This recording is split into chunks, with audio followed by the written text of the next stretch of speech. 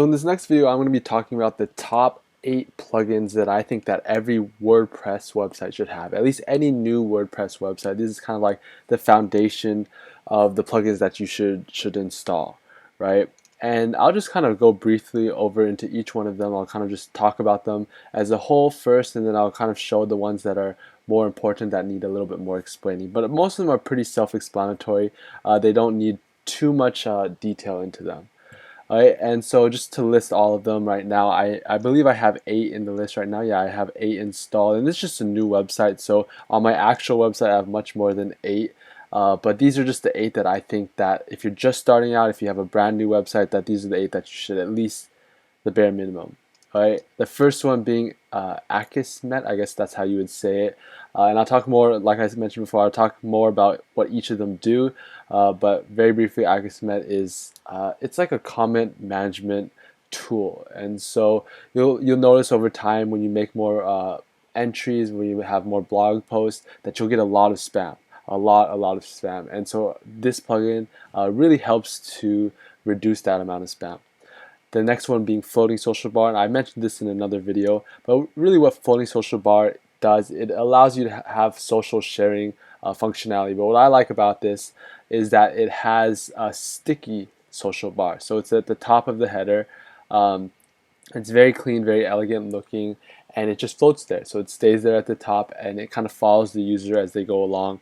And so that's good because it, if a user is reading a very long post and they do want to eventually share it, if they're halfway down the post, chances are they're not going to scroll all the way back up or scroll all the way down to actually click share, right? So that's what's one thing that's good about it. Any social sharing plugin will do. This is just one that I think that works well. Next one being iTheme security. And the one thing about WordPress websites is I feel as though because a lot of people utilize WordPress websites, that hackers and people who really are up to no good are able to somehow break into WordPress websites a little bit more often than other websites, just because kind of the structure is kind of very similar among various WordPress websites, because we all use the same software to build the website, right? So this iTheme security adds a bit more security to your actual website, and it makes it a lot better in my opinion. And there's a lot of functions that you can actually, and a lot of settings that you can change within the iTheme security, and I might go over those very briefly. The next one being Jetpack by WordPress, and I think this is actually automatically installed with your new WordPress install. You have to check that, but pretty much the Jetpack, it gives you a lot of the functionality that you would have with the WordPress.com WordPress blog. So remember, we're having a self-hosted WordPress website with WordPress.org, the same software that they use at WordPress.com, but we lose a lot of that special functionality. And I'll talk very briefly about this Jetpack plugin as to why it's so useful, what we can get out of this, right?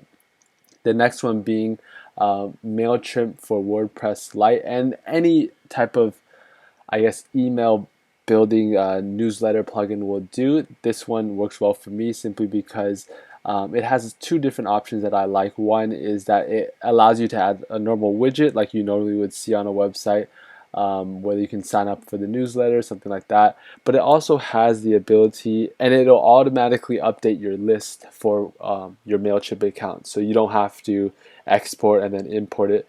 It'll just do it automatically for you. But the second thing that it does that I like is that, so you can imagine when a user adds a comment, right?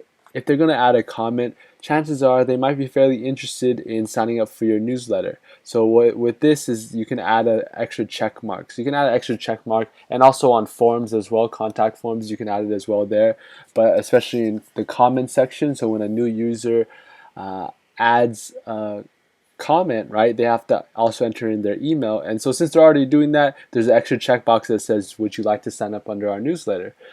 Chances are they probably will, and so it has that option for them.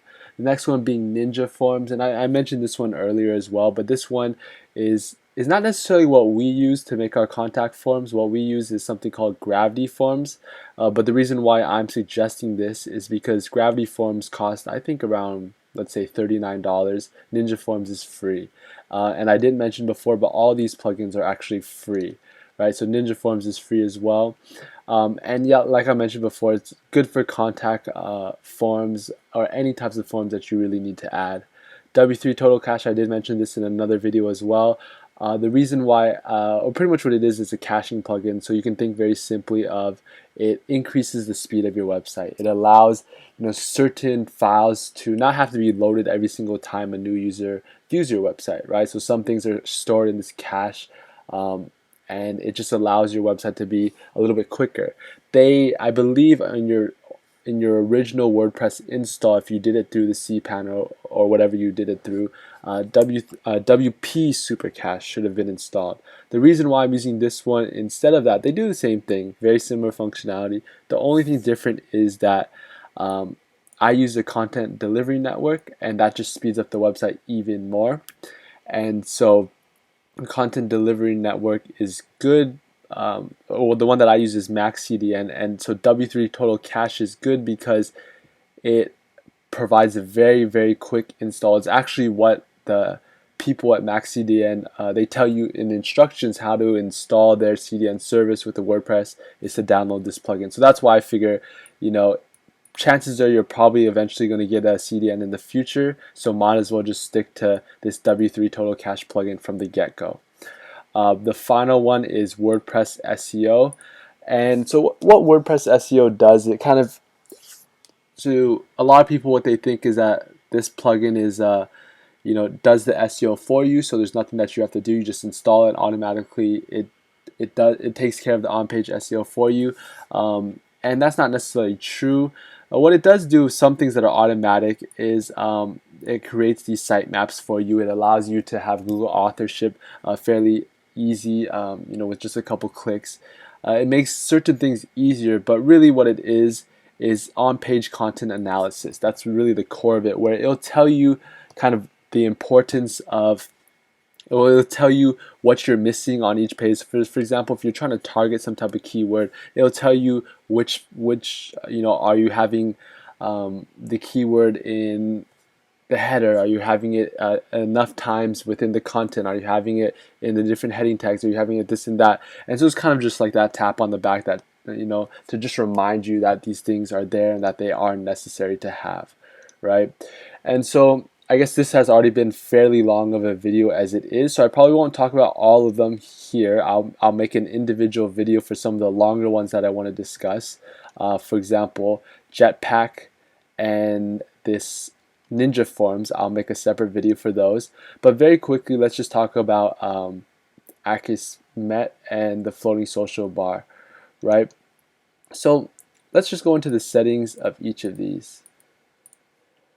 So for the Akismet, what it kind of does, and sorry if I'm saying it wrong, I'm not entirely sure how to pronounce it, but the way that it works is it's all in the back end, right? So you just sign up for an API key, right? And it's free to use. They do say that there's different plans that you can sign up for depending on how big your website is, but you can think of it like a donation. Everything was a donation when you sign up. You can just slide the bar to I don't want to give a donation at this time, and if you decide later you want to give a donation, I'm pretty sure you're allowed to do that. But yeah, you just sign up for a personal free account. You can always upgrade in the future, and it just does it for you. It'll take care of the comments. All that the only options really is silently discard the worst and most pervasive spam so I never see it, or always put the spam in the spam folder for review. And it's up to you which one you want. I just put it in the spam folder for review because at the end of the day, maybe one of these comments aren't spam, so I can kind of take a look at it, and after 15 days they're deleted automatically, so it doesn't really matter, right? So I just have that option. So very simple plugin, everything's in the back end. Floating social bar, and I mentioned this before, that's why kind of the settings are already here.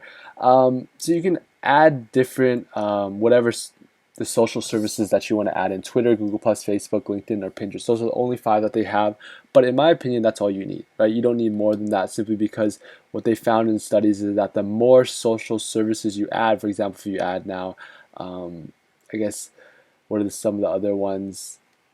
I'm drawing a blank right now, but for example, Buffer or Reddit or a bunch of the other ones. I'm drawing a blank as of now, but the more you add, they found that it's a decrease in actual effectiveness, right? So the more you add, it doesn't necessarily mean that they'll find the social service that they're looking for, and they're more likely to share. Most likely they'll just look at it too much. Okay, I'll pass. Right, so that's why I keep it just these three. Sometimes I add Pinterest, sometimes I add LinkedIn. It depends. LinkedIn works for certain websites. For some websites, it really wouldn't, right? If you can imagine, if it's like a personal blog or something that's very funny, unprofessional, it's more for entertainment value, right? That LinkedIn probably wouldn't work that well. If it's a picture website or something, Pinterest would work amazingly in it, or even a blog. So that's why sometimes I put Pinterest in. A social bar label, you just say what it is. Show bar on single, so you show whether it's on posts, pages, and then the different custom post types that you may have. This is specific for this theme in general. Then you can add in the username, so it will add a little at to you, so it'll when people kind of like retweet it or share it, it'll show that. You can have a bunch of other options, and you can just save that as well. All right, and I'll show you actually what it looks like in the future. I think iTheme security, I'll make a separate video on that. Jetpack, I'll make a separate video. MailChimp, yeah, I actually will show you this when we actually set up the newsletter. So I'll show you that in the future. And like I said, Ninja Forms, I'll show you in a second, right? So yeah, in regards for this video, that's all I'm going to show you right now. You'll see that all these plugins I describe in great detail in the future, in other videos. But for now, I think that what's the best for you to do is just install all of them, right? Install all of them, and all of them are very, very simple to install. The only ones that may have some difficulty are these Ninja Forms. And I'll show you exactly right after this in the next video. If you're on our actual course, you'll be able to see it. And so it'll be the video right after this.